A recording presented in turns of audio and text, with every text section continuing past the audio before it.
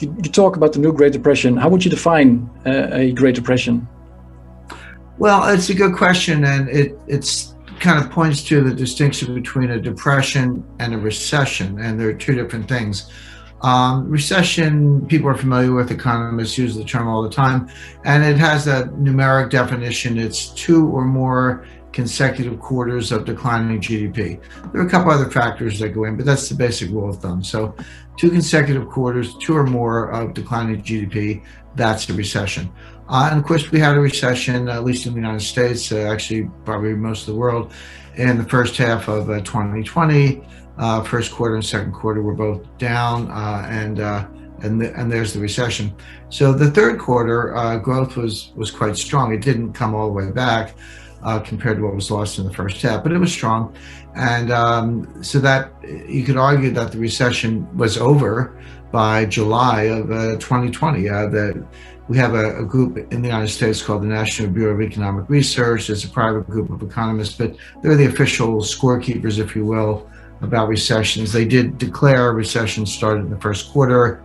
They haven't said it's over, but it's very likely that they'll reach that conclusion. A depression is different. Economists, first of all, don't like the word depression because it's more subjective. It's not as quantitative. It involves a lot of almost psychological, behavioral variables, if you will. But depressions are real. They happen, and we're in one now. But economists just don't like to talk about it. They've kind of banned the D word, as I put it, from the vocabulary. So a lot of people assume that if a recession is 2 quarters or more of declining GDP, and a depression sounds worse, that must be 10 quarters of declining GDP, some really horrible economic outcome. And that's not the definition. You can actually have growth in a depression, but the point is it's depressed growth. It's growth below trend, below potential.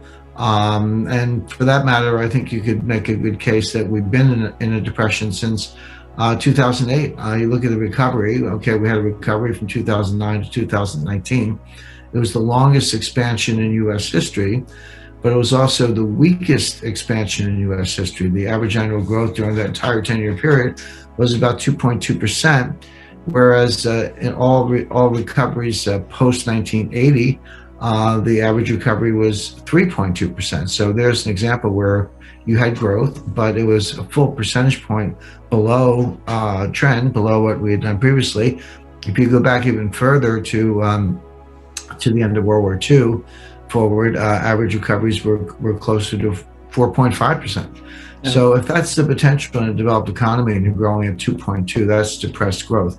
We can leave the definition of what happened for those 10 years for another day. But now the point is we've had a technical recession. We may be approaching another technical recession, the first back-to-back recession since 1980.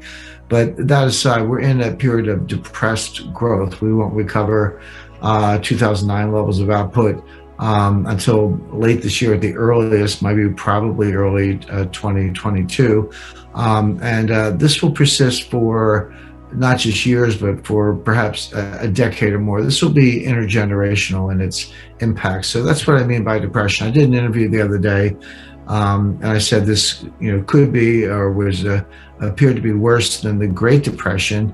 And the person I was interviewing with said, well, hold on, the Great Depression, they recited some statistics since it hasn't been that bad yet. I said, well, you're missing the point. Those figures from the Great Depression took 4 years to play out. We've only been, or in some ways 10 years, if you go all the way up to 1940, we've only been in this for about a year. So let's, call me next year, the year after, see where things stand. But in my view, we're in a new Great Depression. It will persist. Will have intergenerational effects and will be very, very difficult to get out of. Even periods of growth will be very weak growth. Yeah, because I can imagine a lot of people think about high unemployment rate, for example, if they think about the Great Depression. And if you look at the unemployment rate, when we last spoke in April, it was sky high, around 15%, and then it went down all the way to around 6.3%. Of course, you can have a whole discussion about the definition of unemployment. In your book, you also describe the labor force participation rate, which has been declining over time. But just purely looking at the unemployment rate, it seems like we are in a much better state now, purely based on that number than we were when we lost. Dropping steadily since really since the late 1990s, but more steeply since 2008.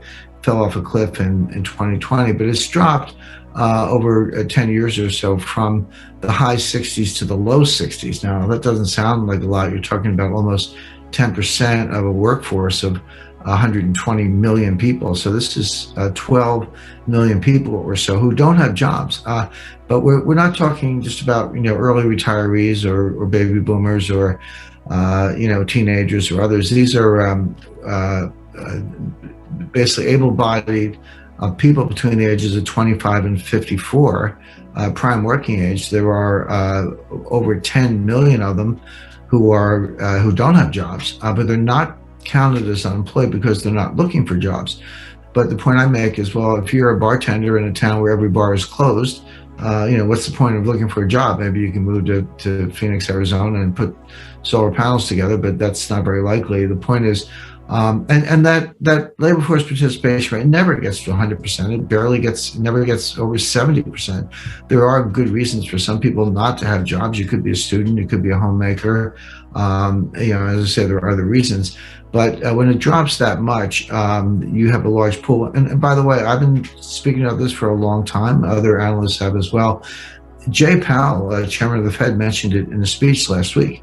So it's even beginning to sink in at the Fed a little bit. And he said what we're saying right now, which is if you take the able-bodied Americans who don't have jobs but not looking for them and add them to the unemployed list, that percentage number goes up to about 12 or 15%, and that is a depression level unemployment rate. Yeah, it would be the best way to increase velocity to make people spend again. Well, the important thing is that velocity is a psychological concept. It's not a monetary concept. The Austrian economists, monetarists, neo-Keynesians all have the view if you print a lot of money, you'll get inflation. That's just not true. Milton Friedman was wrong about that. It's not the money printing that causes inflation. It's the velocity. It's the turnover of money. Quantity theory of money is just a definition. It's like saying A equals A. What it proves is that velocity is not constant. You have to, it's good for thought experiments, but as a guide to policy, it's challenging because you can't. What Milton Friedman did, he held velocity constant and said you could dial up or dial down the money supply and with a cap on real GDP potential and no desire for inflation. If you want P to be 1, Q to be 3.5%, and you hold velocity constant, you just dial the money supply up or down, and you get maximum real growth with no inflation. That was nirvana. The only problem with that is that velocity is not constant. It was a wrong assumption. So I remind people, $7 trillion times zero is zero. If you don't have velocity, you don't have an economy. So the question is, how do you get velocity to change? That's psychological. It's based on expectations. You have to get expectations to change. So central banks think that they can do it by holding interest rates at zero, but think, what message is the central bank sending when interest rates are zero? They're saying that they're worried about deflation. Well, if you're worried about deflation, why should I spend money? I'll just hold on to my money and wait till prices drop and go buy things more cheaply in the future. Or in fact, the real value of cash increases in deflation. So I'll increase my allocation to cash. I'll increase my savings.